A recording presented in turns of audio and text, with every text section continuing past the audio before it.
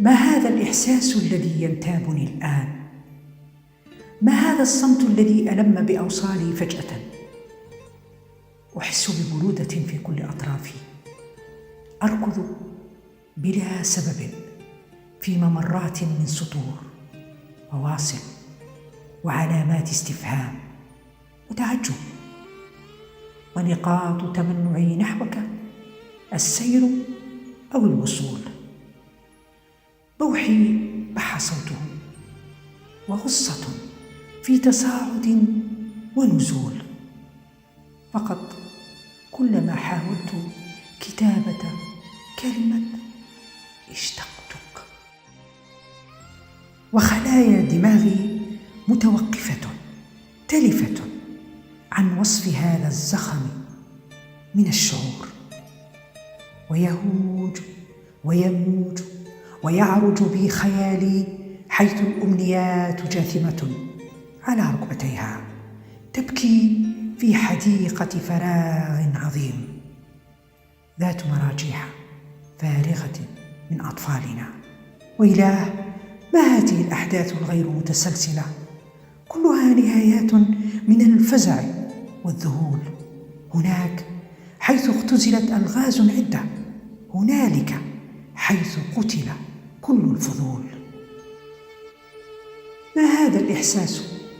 وأي كلمات تنجدني من هذا الصمت المحدق بي بكل استهتار وبكل غرور؟ تعال، يكاد يهزمني الشوق، تعال، يكاد يخسف بي الحنين لسابع طبقة من الأدمة الأرضية حيث الديدان ولا نور.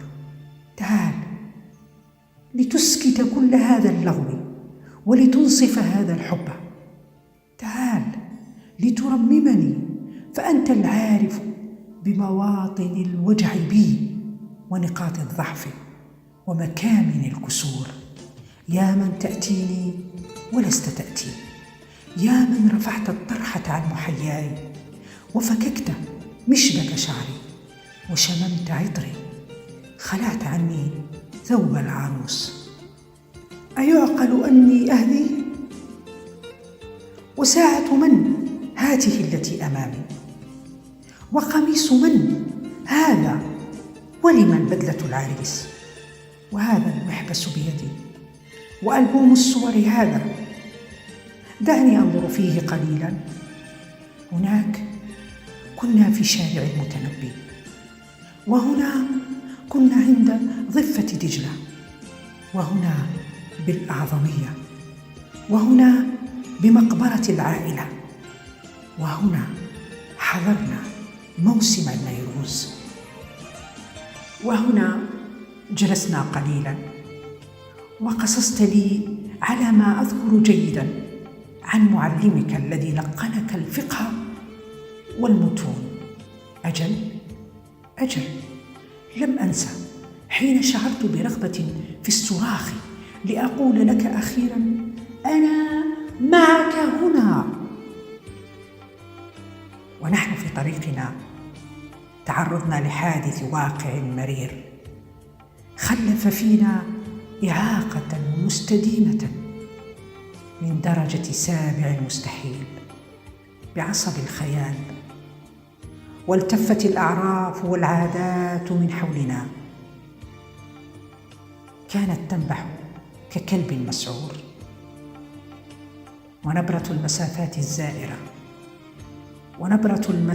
الزائرة والهدامة لكل الأحلام والمسقطة لكل الحقوق صداها في أذني كقرع أجراس الكنائس ودمدمة الطبول. بالله، من سن للعاشقين هذا الدستور؟ كان تشوها كليا لرأسي، أملين شابت بهما القلوب قبل العقول، وما زالا كجبلين شامخين بل محلقين في سماء الحب كالنسور. النص لسيدة الكلمات النورس الحزين من الجزائر.